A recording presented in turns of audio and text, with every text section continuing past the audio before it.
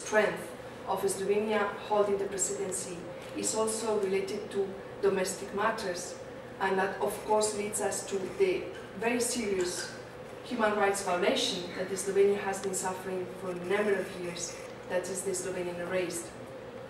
We really believe that the political will and Slovenia would have to bring the courage to confront the problem that has been lacking for a number of years and take the steps to resolve it once for all and within the international human rights law and in conformity what has been the conclusions and recommendations from the UN bodies.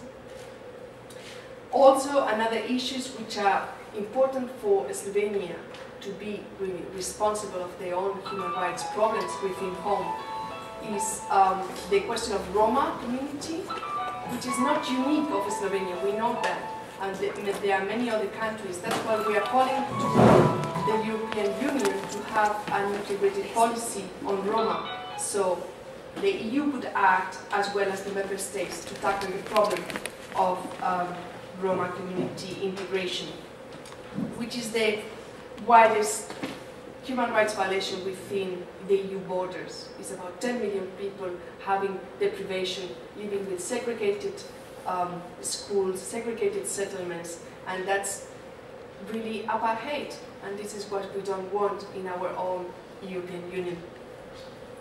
Of course, there are also some concerns regarding asylum seekers, the procedures that have to be respected as well with international human rights law, and we hope that Slovenia will bring this fresh approach to the EU to be accountable for the violations, because the question is not so much what is happening. The question is that you have to acknowledge that there is a problem, and you have to acknowledge and put in place and comply with the mechanism to readdress the problem.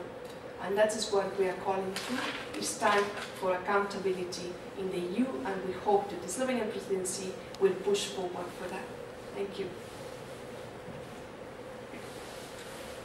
Gospoda Turka vabim, da pove nekaj besed o njegovem videnju pomena človekovih pravic za predsedovanje Slovenije v Evropski uniji. Hvala lepa.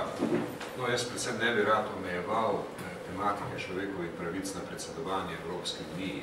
Danes je 10. december, dan človekovih pravic, in to je dan, ko poskušamo razmišljati o človekovih pravicah čim bolj celovito, o človekovih pravicah tu in zdaj.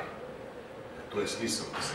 decembra. Jaz sem sprejel izrazil pripravljenost, da sprejmem ta memorandum ravno zaradi te simbolike 10.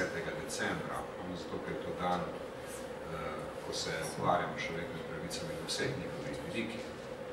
Sem zjutraj sodeloval na otvoritvi kongresa o problematiki enakopravnosti in zagotavljanju enakih možnosti, o tem, kako je v naši družbi treba zagotoviti pogoje za čim boljše sprejemanje raznovrstnosti in čim večje ukinjanje vseh oblik diskriminacije, ki še obstajajo.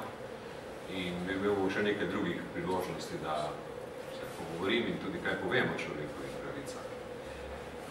Morda se sprašujete, zakaj sem sprejel to obveznost oziroma priložnost, da sprejmem ta memorandum v času, ko še nima uradne funkcije. Sem bil izvoljen, mislim pa še prevzel funkcije predsednika republike.